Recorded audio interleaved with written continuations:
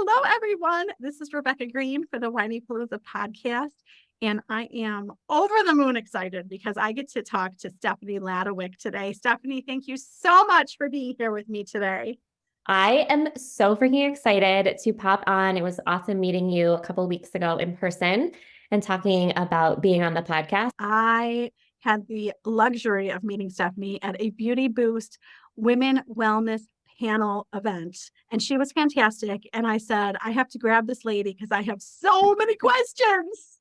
So let me tell you a little bit about Stephanie, and Stephanie's going to tell you more about herself. But she is a coach, mentor, yoga instructor, and is certified in sound energy alignment, which I can't wait to hear about. And I told her I have way too many questions, so we'll see what we get to. But first, tell us how you got into being a coach and mentor, specifically around hormone health, which is so intriguing. And what experiences did you have that led you down that road? So, as you said, I am sort of this jack of all trades. I love to dabble in a lot of different things, but really, I meld it all together to help women get into physical embodiment, alignment with feeling great in their body with body confidence, their hormones, their digestion, their thyroid, really all of the hormonal systems. And I do this work because I truly messed up my body during my 20s. I was a personal trainer for 12 years, so very much involved in the hustle culture of lift more, work out more, do more cardio, eat less. And at one point, I was doing bodybuilding shows. I competed from 2011 through 2017, and my metabolism was an absolute mess. I ended up having subclinical hypothyroidism. I didn't have a period for 11 months. My doctors were doing labs and they were trying all of these things and wanted to send me to a fertility clinic, which I didn't want to do for my family. And then also, I had some severe adrenal fatigue. I was constantly exhausted. And it was through my own struggles that I really needed to address wellness. And I was realizing everything that I was learning and telling my clients to do in the gym was not serving me as a female. And I had an eating disorder for 10 years. I was constantly second guessing myself. I was dealing with feelings of unworthiness and that I wasn't doing enough and constantly trying to be perfect. And I said, this has to stop. I can't continue living like this. And I basically got sick of my own crap. So Yeah. I decided, I'm going to go back to school and go to the Institute of Integrative Nutrition and figure this out for myself and then teach women how to do this from a more aligned place. So that's kind of how I got into all of these different modalities.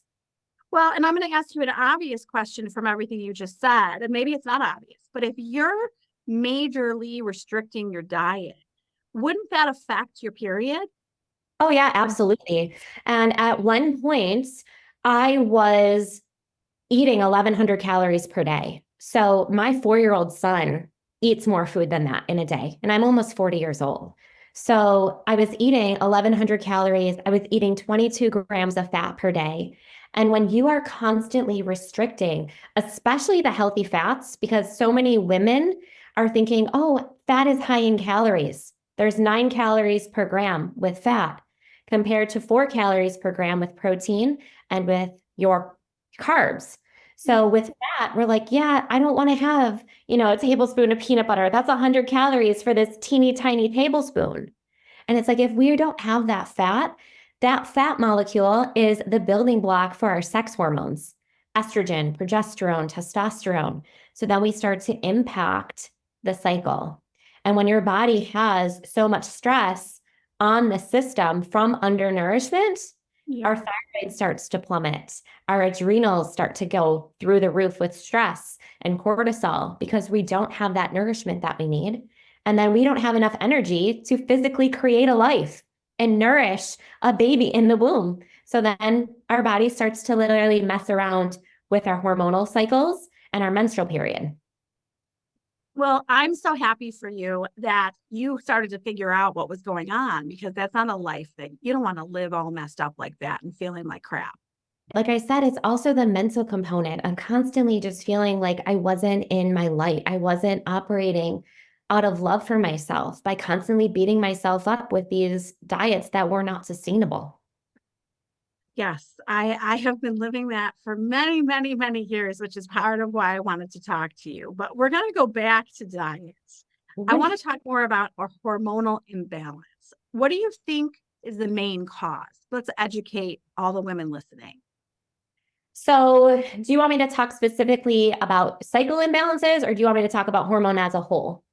I mean, whatever you think is most helpful, I don't think there's a right or wrong answer to that.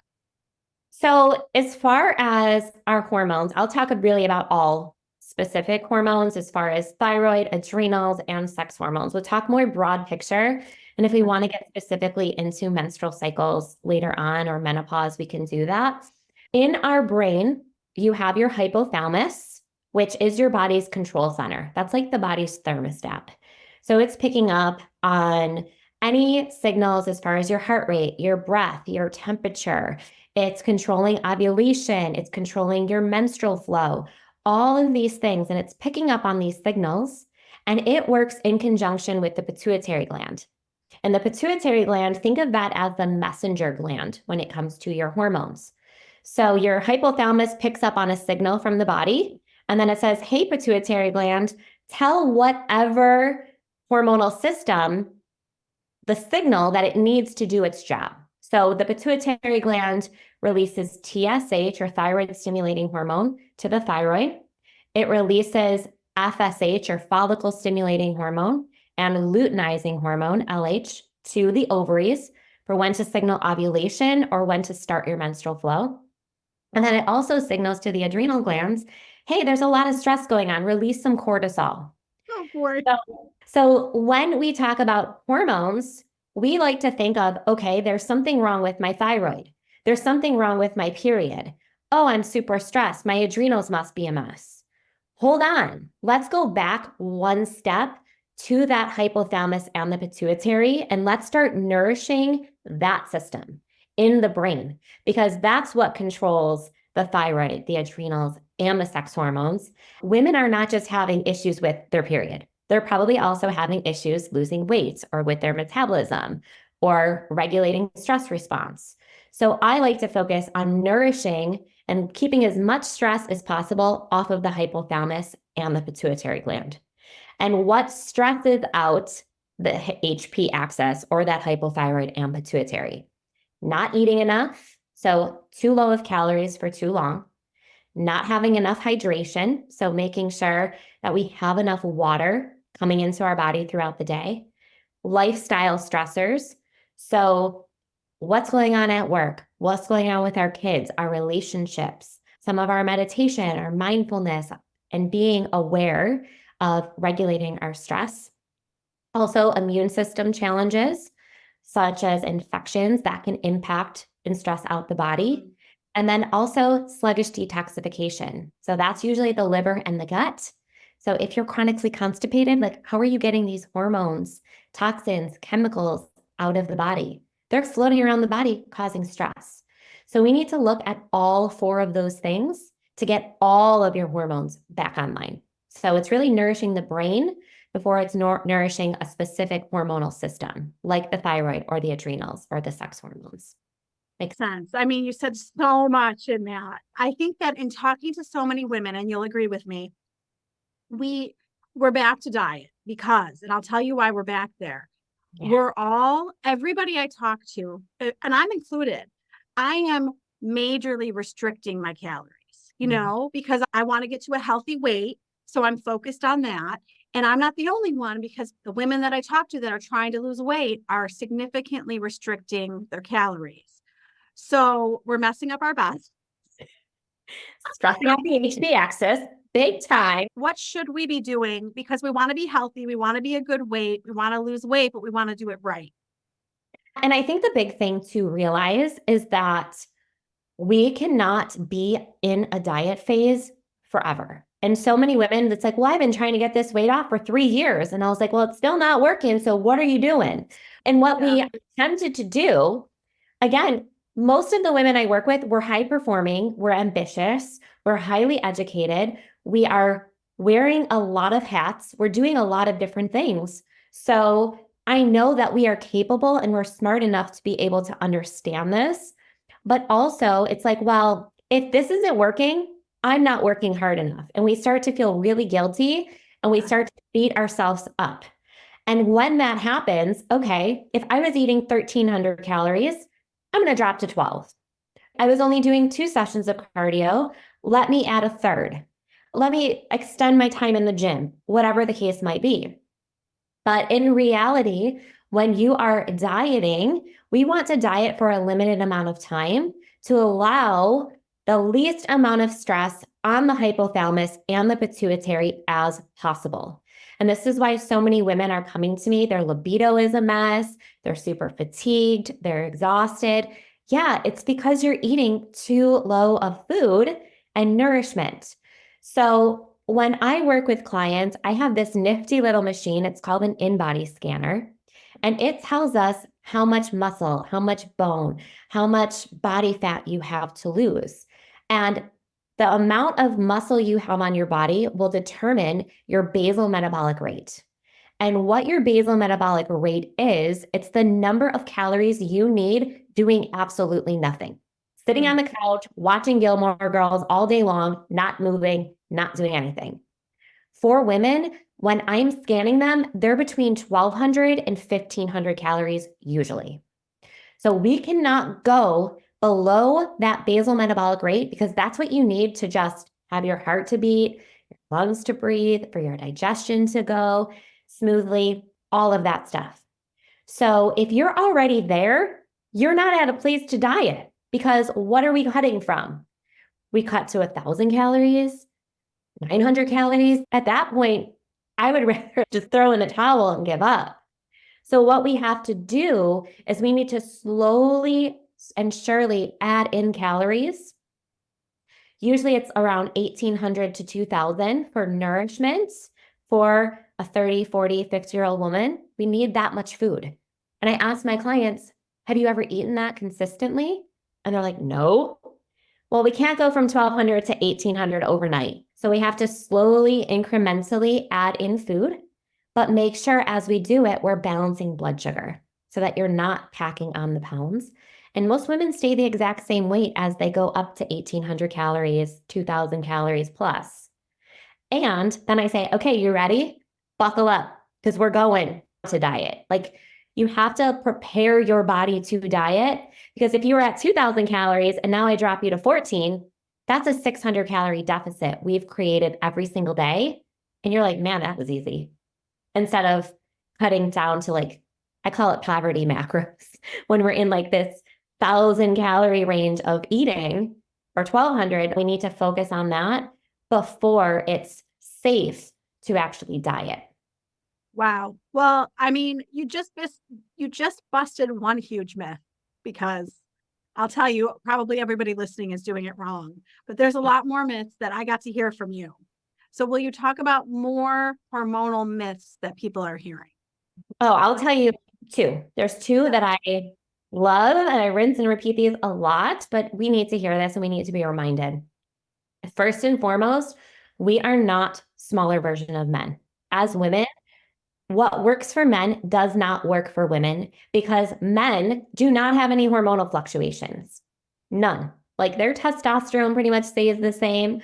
They have a circadian rhythm with their cortisol that's going to rise in the morning and fall before bed if it's normal.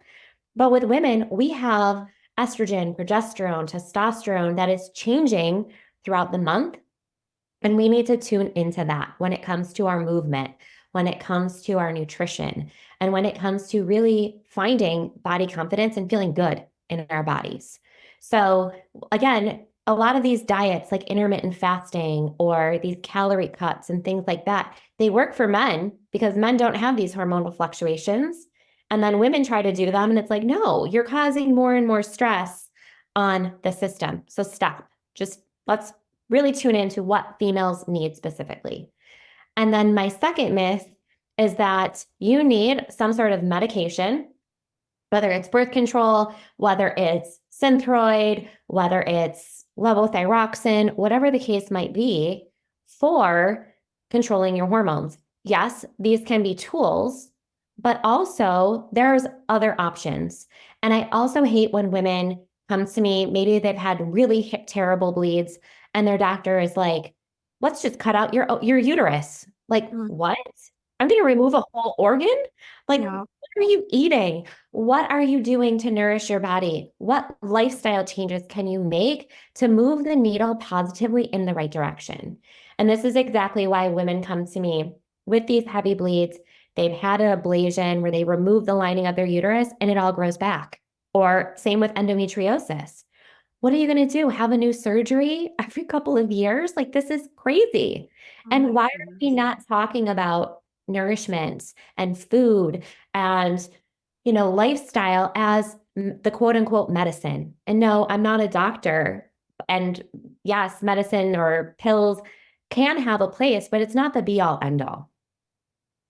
Well, so you're bringing up doctors, and we need doctors and we love doctors, but they have their way of doing things.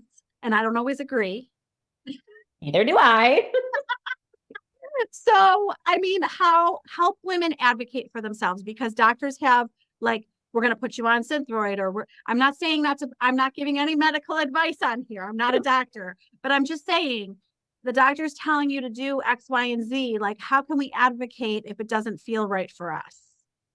Yeah, and I think that the big thing to really understand is that with hormonal fluctuations, like I said, every single month we are going to have these huge shifts in hormones between the follicular phase, the luteal phase, the menstrual phase. Ask your doctor specifically, when should I have this blood work tested? What part of my cycle? Because there are certain tests that can be run at certain times of the month, especially in the luteal phase normally, that you can see what is going on with these shifts because no one is telling us when to have this blood work drawn. If I were not to advocate for myself and start researching some of these things, I wouldn't be in the place where I am now with a healthy 4-year-old boy that I conceived naturally. So it's advocating for yourself on when to have certain tests and asking those questions. And then also looking into, like, I'll give a really good example for TSH. And this again is from my own research and my knowledge of having subclinical hypothyroidism. With TSH for your thyroid, a normal value is between 0.5 and 4.5. This is what they're going to tell you at a doctor's office. So if you're in between those ranges, yeah, you're good. You're healthy. Like, nothing's wrong with your metabolism, your energy, whatever. Optimal from my, again, research is between 1.5 and 3. So in my instance, I was at 4.2, 4.3 when I was being tested, and they were telling me I'm normal. But if I were to go over 4.5, okay, go on levothyroxine or Synthroid. Like, that's not acceptable to me because I'm going to leave that doctor's office feeling completely unheard, completely unseen, overwhelmed, and confused. So it's like, can you please run an entire thyroid panel? Like, run a TSH, a T4, a T3, thyroid antibodies. Like, I want the full picture. Tell me everything, not just a TSH. And find out, like, you can Google optimal ranges because the normals are very, very big. I mean, I didn't know a lot of what you just said. So, I mean, that's fantastic to know. And I had no idea that your blood work depends on what part of the month with your cycle you're in. I didn't know that at all. Yeah, and you can also dabble with functional medicine. There's a test, it's called the Dutch test. You'd have to find a functional doctor to run this. But with a Dutch test, you essentially are testing 11 vials of saliva throughout the entire month and comparing estrogen and progesterone and mapping out an entire month as opposed to one draw. So there are tests out there like that. And I've used a lot of these tests with myself to kind of optimize and figure out exactly where I need to be. But I will refer my clients to get these tests that they need so that when we're working together, we're seeing big picture things. And it's all really dependent on my client's budget, where they want to go for testing, if they want to do blood, if they want to do saliva, like with a Dutch test. But there's so many other options out there that a lot of people don't talk about when it comes to Mm-mm. hormones. Yeah, no, I mean, I'm learning. I told you I was going to learn so much today. And I think that like if you're just starting out and you're struggling, you're saying it sounds like blood work would be a good place to start. Well, honestly, to me, I can just say like this is a really great place to kind of talk about estrogen dominance because Yes, please. this happens a lot. I would say 90% of the women I'm working with, they're in their 30s, their 40s, their 50s, or they've already approached menopause, and this is also applying to them. But during the follicular phase, which is the first 14 days or the first half of your cycle, that's when estrogen levels rise, and estrogen is a growth hormone. So that's what grows the lining of your uterus that you're going to bleed out when you actually have your period. So if you're starting to see cramps, clots, breast tenderness, bloating, if you're gaining weight around the ovaries where estrogen's produced, lower belly, butt, thighs, and it's kind of stuck there, all of these can be signs of estrogen dominance. And once we ovulate, right at that halfway point of our cycle, we release an egg, and the follicle on your ovary becomes a temporary endocrine gland, meaning it produces hormones. And the hormones that this follicle creates is progesterone. So estrogen levels rise the first half of your cycle, and progesterone levels have to rise the second half. And those two need to balance each other out. Signs and symptoms of low progesterone, it's a lot of spotting. So if you're seeing like old, like brown blood prior to your bleed, that can be a sign of low progesterone. And also, progesterone keeps us really calm and grounded. So if you're getting anxious or crying or mood swings before your cycle, that can definitely be low progesterone. But most women fall into this pattern the closer and closer they get to menopause because we are essentially running out of eggs. And if we do not ovulate, then we do not have a follicle that produces progesterone. So our estrogen rises and rises during that follicular phase, but now we have no progesterone to balance it out. So many women are telling me how terrible their periods are, and they're starting to despise their period. And instead of having blood work, do we really need blood work to like confirm that? You could, but if you're falling into these Yeah. symptoms, these signals with your body, you probably have estrogen dominance, especially if you're in 30s, 40s, 50s. At the same time, what is going on with that hypothalamus and the pituitary gland? Is your detox pathways open? Are you pooping every day? Is your gut bloated? Are you inflamed? Do you feel like you have heartburn, gas, like these types of things? That tells us about your detox pathway. Are you eating enough? Is your blood sugar balanced? Are you hydrated? Can you manage stress? Because if I take care of those things and you're still having issues, okay, well, what else is going on? Let's do blood work then. But let's take care of that HP axis first, because most of these things we can sort of discern without labs. You don't feel great. So let's take care of that first. You know your own body better than everybody else. So why do we need that? Makes so much sense. I mean, you're talking about everything that I hear women complain about, everything. You're touching on everything. Can definitely tell that you know what you're talking about. So, Thank you. so the women who feel like they need to go to the bathroom more, add more nutrition to their lives, can we give them some tips on that? Oh my goodness. Let's talk about creating a hormone balancing meal. What do we Yes, need like every day? yes. Nourishment. So first of all, if you're eating 1,200 calories, 1,300 calories, slowly start to add in more food. Add in a handful of cashews, almonds. Like it's a handful of cashews is like 300-ish calories, but it's not bumping up your blood sugar, which is great. I tell my clients sometimes when they're not eating enough at nighttime, I'm like, yo, grab your peanut butter jar. Just go take some spoonfuls.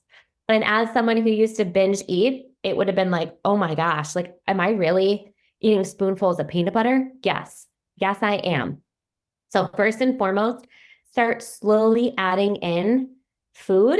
And if it feels weird, aim for fat because you'll feel tremendously better with your cycle and with your hormones. But I always love to have a healthy fat So 1 to 2 tablespoons of some sort of oil, olive oil, avocado, MCT, adding in nuts, avocado, something along those lines for fat. I even use like real butter. Like butter is great. Like I love butter. I also add in a protein. I find I feel really good with around 30 grams of protein per meal, which can be really difficult for women to hit. And I typically tell my clients aim for 2 scoops of collagen per day. That gives us around 20 grams of protein, and we can easily throw that in our coffee. And that actually helps heal and seal the gut wall if you're actually having digestive issues with that detox pathway as well. My favorites are Aloha and No Cow. Those are my favorite bars. There's anywhere from 10 to 17 grams of fiber, which that also helps you poop too. And then I also add in a scoop of a protein shake, and that will give me around 60 to 70 grams of protein per day. And then I just have like my lunch or my dinner with some meat or eggs or whatever. And prioritizing that protein is huge for muscle recovery and for keeping us full. And then I also always add some sort of fiber. So lots of green veggies, especially the cruciferous ones. So broccoli, cauliflower, kale, arugula, Brussels sprouts. Those things contain a compound called DIM, DIM, that actually binds to excess estrogen and gets it out of the body in the liver. So that also supports your cycle. But also, these vegetables contain loads of fiber that actually feed the beneficial flora in your gut. So, making sure that you have fiber from veggies, or if you're not a really big veggie person, add in chia seeds. 2 tablespoons have 8 grams of fiber. Flax seeds, which also have anti estrogenic properties, 2 tablespoons have 4 grams of fiber. There's all sorts of like powders that you can add to shakes or water. So, adding in fiber, all your healthy fats, and your proteins, if you have that every single meal throughout the day, we've stabilized your blood sugar. And we're not eating loads of carbs. We're not, eating in a way that we're like, it's like bird food, right? It's very, very nourishing. And then if you want a carb, pick another carb, add that. If you want a glass of wine, have a glass of wine. If you want a cookie, cool. If you want a half a cup of quinoa, have that. But we don't need multiple carbs per meal. So if you have at least those three, the fiber, the fat, and the protein, you are golden throughout the day. Like you're going to feel really good and not be wanting to snack all the time either. That's really good because, it's interesting with the peanut butter, the avocados, the butter, the oils. I can get concerned about how many calories are in them. Yeah. So you're saying eat them. Eat the food. I'm eating anywhere from 1,800 to probably 2,500 calories a day. And people are like, what? I don't do any Well, cardio. I don't do any like crazy things, but it's like, how many no. things do you eat to, Well, nourish? so most people are listening and they're not watching you. So if you're watching Stephanie, you know that she's thin. If you're listening, you don't know that I'm shocked at how much you're eating with how thin you are. Yeah, but so you have to eat. And then a lot of women, as I'm adding in food, they're like, oh my God, I'm not losing weight. Give your body a chance to chill and feel safe, feel Yeah. nourished. Yeah. And now we'll cut or we'll do this diet. But it can't be forever. It can't. Yeah. I hear you. I'm listening. Yeah. Do you care if vegetables are raw or cooked? Are one of them better for you from those green vegetables? Yeah, so the only time it really changes is that with thyroid conditions. So if you've been diagnosed with hypothyroidism, hypo, Hashimoto's, Graves, any of those things, there are compounds in cruciferous vegetables called goitrogens, Mhm. and they will actually disrupt thyroid health. So they are actually better when they are cooked if you Oh, have a thyroid condition diagnosed. If true. not, to me, it's like I would not avoid them entirely because the benefits outweigh like the negatives. And are we ever going to get fat from eating broccoli or arugula? Like, no, we got other bigger fish to fry. So that's like being super nitpicky. I don't do that with all of my clients. But again, if there's some sort of diagnosed thyroid conditions, cooked like green vegetables are typically better than the raw ones. Okay. I never would have guessed that. So I'm glad I asked. I Yeah, want, I can't do oh, interesting. That's it. I'll it. watch for that. I'm glad because if we were on a podcast and you had a Quest bar right beforehand and that happened, it probably would not be good. Oh boy, thank Not you for the good. warning. No, we've been eating Aloha bars, so I'm really Well, glad. Yes, they're so good, everybody. They're so delicious. Yes. if I could get sponsored by Aloha Bars, girl, let's get a Yes. sponsorship. Like, let's do it. I'm okay. Aloha. I hope someone's listening. You need to Someone find listen Stephanie. to us. We love that one. That's our favorite. Yeah, mine too. And I do 2 scoops of collagen. I don't do coffee anymore. I do cacao. I'm like obsessed with cacao. But Okay. 2 scoops of collagen, that's 20 grams of protein and a Aloha bar for breakfast and hit the gym. And that's it. It's a super simple, easy to like be a mom and work full time and do all the things and eat healthy. Like it's a bar and 2 scoops of protein powder. Like it's not difficult to get it in. So it's just tweaking little things. I love what you're teaching us, and Yeah. I'm going to back up to coffee. Mm. So you switched from coffee to cacao. Is that for like the health benefits of it? Is it better to do that versus coffee? I had some severe adrenal fatigue, especially postpartum. And a lot of it I found was from my own like childhood trauma and some unworthiness that I was feeling and this need to constantly go and do. And I would just run myself to the ground. So some of that had to be unlearned. But also, I remember at one point I was doing like 2 cans of Monster, like the energy drinks, like the sugar-free ones, and like 4 shots of espresso from Starbucks. Oh Sometimes my like it was God. wild. It was wild. I don't know how I even functioned at that point. So I was like caffeine overload. And, caffeine can sort of smack the adrenals in the face. So what I like to do is I like to add either a protein, and I find the collagen works really well. 2 scoops, it's like that's a protein shake in your coffee. So very simple. I also sometimes add MCT oil, which is a derivative of coconut oil. And you'll see a lot of Instagrammers or like bloggers talk about MCT oil and their benefits. It's like the bulletproof coffee. Because when we add fat or protein to coffee, the caffeine is not absorbed as quickly. So it kind of draws out the effect of caffeine in the bloodstream. And that will really kind of tell the adrenals like, okay, this caffeine isn't just gonna slap you in the face and then you're gonna get anxiety an hour later when you don't have it. Yes. But yeah, I've kind of just slowly started to switch over to cacao. So I Okay. love cacao. And if you don't know what it is, I can go into it if you like. I would love to learn about it. Yeah, so cacao, I actually use cacao with a K. It's Kakao. That's the brand that I really resonate with. But in general, it is classified as an Amazonian plant medicine. So it is like a ceremonial plant that the Aztec and Mayan cultures used from Central America. And the reason why cacao from these countries is considered ceremonial is that's really the only place in the world where it's natively grown. So most of our chocolate these days is coming from Africa. So European settlers, when they came to South America, they brought chocolate over and then started to grow a lot of our current chocolate supply in Africa, but it's not native to Africa. So for it to be considered a plant medicine, it has to be grown in the Amazon.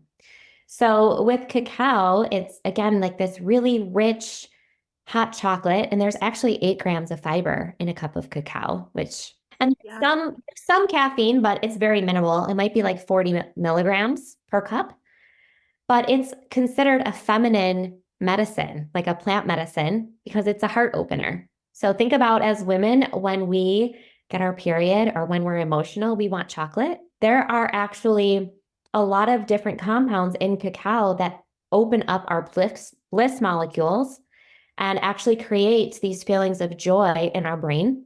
But also, it contains loads of magnesium, which is really calming for the nervous system, and we share. And it's such a beautiful experience because we all get to hold space, whether it's good, whether it's bad, whatever. You might I share, want to come. but it might be something wonderful that you're celebrating, and then the person next to you might have had their dog just die. And then you're crying and you're laughing together. And it's such a beautiful way as women for us to connect in community that we don't often get. So I have my own practice every morning where it's like, what's on my heart today? Let me sit down and be really intentional with this. And like, what can I do better? What do I need to be happy today? And I take a second to really ground in, and it's really beautiful. It's a really beautiful practice. Well, I hope Chris listens to this because I'm so thankful that she brought you into my life. I just think you're amazing. You have so much goodness to share with us. And I have to ask you more. I know I'm keeping you so long, but really, I love this. Ask me some questions. I'm having fun. And I'm going to report back to you. Yes, for sure. For sure. I'm excited for you. So sound energy alignment. Okay. I'm going to be honest. I don't like teach us. Like, what is it? How do you use it? I so want to hear about this. Yeah. So I feel with my life in general, I again was doing all of the things. I got my hormones back in check, my adrenals, my thyroid, all of this. And we can be whatever number we want on the scale, and we think that we're going to be happy. Or we can be really healthy in our physical body. But then it's like, what am I missing? And that's sort of what happened for me. Like, what else do I still need to feel really fulfilled and be, I call it the lighthouse. Like, how do I just show up with this authentic joy and love every single day? And I realized that I grew up with a father who was an alcoholic my entire life. He overdosed on fentanyl when I was 13 years old. Like, this doesn't feel good. And I need to release all of these layers that don't serve me anymore. So, in doing that, I was also a massage therapist, which was I took it from the physical body of, oh, this muscle's tight and there's a knot here, but also what trauma, what energy is stored in the body from these feelings of either childhood trauma or bullying or relationships that are not working or whatever. Why are we holding ourselves back? And what is actually stored in the body? Because the body can remember these things. And I found adding in cacao, adding in Reiki, adding in sound healing, which is really like sound baths, like the energetic alignment is playing different frequencies to get us into this really relaxed state where we remember who the F we are. And at the end of it, we are stars. We are the universe. We are love, God, spirit, universe, whatever you want to call it, inside of each and every one of us. So if something doesn't serve that opening of our heart space, of us showing up in love, it's got to go. And sometimes it works really well to be really comfortable with somebody and their energy to say, hey, let's get really quiet. Let's tune into like this sound or this energy and let's pull that in. And I work with that a lot of times with clients where it's like, we've done all the work.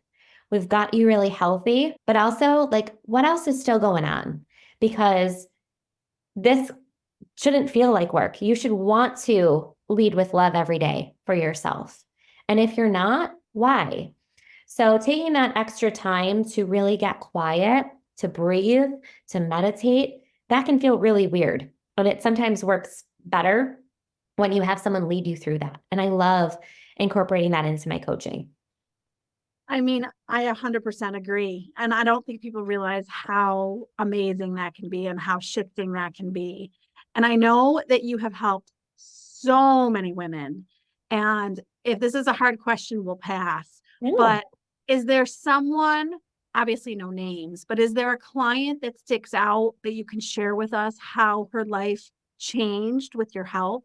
Because I think people would love to hear that. There's probably a million. Our power is in our vulnerability. And when you can tell somebody and meet them where you're at, like with a coach, like, hey, you wrote up this program, you told me to do X amount of cardio or this amount of calories. Being really realistic is huge. I had one client, she's actually a nurse practitioner. She's a very, very sweet woman. She's a pediatric nurse practitioner. And she came to me and she was eating probably around 1,400 calories per day. and she wanted to lose 15 to 20 pounds. And I said, okay, girl, like let's cut as much as we can. But once we get to that point where your body doesn't want to do anymore, we're going to start adding calories. And we added in calories, and she lost around 10 pounds during the first round of dieting. But after that, she started to really notice, like, I'm still not happy. Like, what's going on with my children? What's going on with my marriage? And she started getting into the energetic work and seeing a Reiki practitioner and detox baths and all sorts of fun little things that were really keeping her going. But I also was referring her for some of these tests, and she ran a lot of her sex hormones, her adrenals, things along those lines. And she found out she has Graves' disease, which is autoimmune thyroid disease. Mm. And she ended up having loads of food sensitivities to things that she would never think of. And also, she had MTHFR, which is a gene mutation that changes how she detoxes in her liver. And she was like, oh my gosh, like this makes sense. I'm almost 50 years old. I've never known I've had this at all. Like, thank you so much for sharing all of this experience and kind of leading me of where to go for certain tests or blood work so that I can really give my body the nourishment that it needs, because she wasn't metabolizing her vitamins appropriately to be able to detox. And as a young woman in the medical field, like she had no idea to even look for this stuff. So Wow. it's been really, really cool to watch her. I've had women, they've been trying to get pregnant and they have endometriosis, and then they're like, I just had a baby. I'm like, oh my God, I love this, stuff like that. It's just so, so rewarding to not just be about the scale and like that number.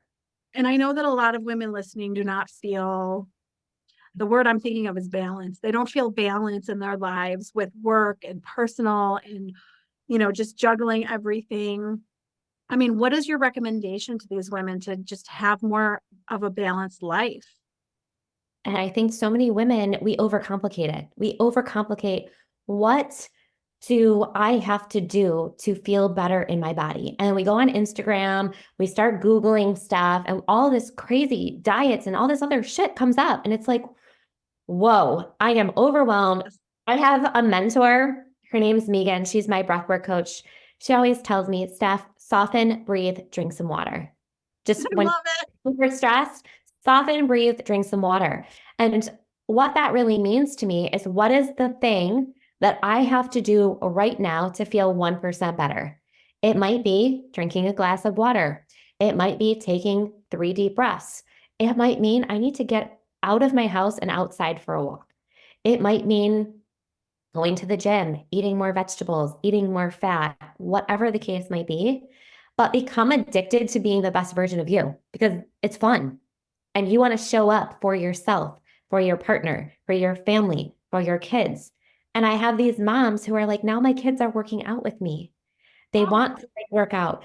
I had a girl send me a picture of her 2 kids in their little rain suits walking yesterday in oh, in I the love rain. it. Like, we're going out for our walk today. Like, that's what it needs to be as moms, not doing this crazy bro science diets. Like, it doesn't work. It's unrealistic. So what do you need right now to be better? Period. And I do it love it. because you love it. You know what? I'm looking at it every day as a challenge. Like, what am I going to do right today for myself? And it's working for me. I like looking at it as a challenge every day. And what's funny is, I think that so many women, it's like, well, when I hit this point, I'm going to be healed. I'm going to Oh, be yes. the best version of me. And I'm like, who are you, Jesus? Like, no, we always have stuff to work on. That's the point. That is the point. We're supposed Yes. to want to be better. And when I get there, I'm going to do something else. And Yes. today I'm like, you know what? I'm going to learn how to play the guitar. I've had a guitar for 20 years. I've never done it. I'm going to go take a lesson today. And that's what I'm doing. That's my Love this. 1%.